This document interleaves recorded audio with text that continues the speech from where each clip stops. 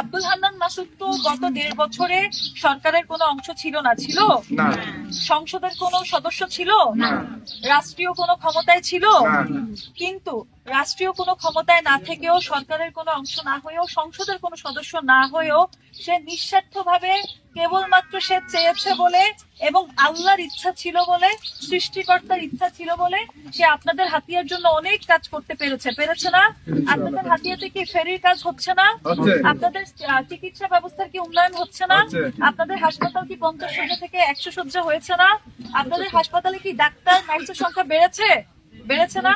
আপনাদের বেড়েছে। হাতিয়াতে এখনো অনেক রাস্তার কাজ হয়নি, কিন্তু অনেকগুলো, তারপরেও গত 1.5 বছরে অনেকগুলো রাস্তার কাজ হয়েছে না? রাস্তা সংস্কারের কাজ হয়েছে না? নদী ভাঙন রোধে আব্দুল হান্নান মাসুদ কি কাজ করেছে? করেছে। ভূমিহীনদের ভূমি বুঝিয়ে দিতে সে কি কাজ করেছে? করেছে।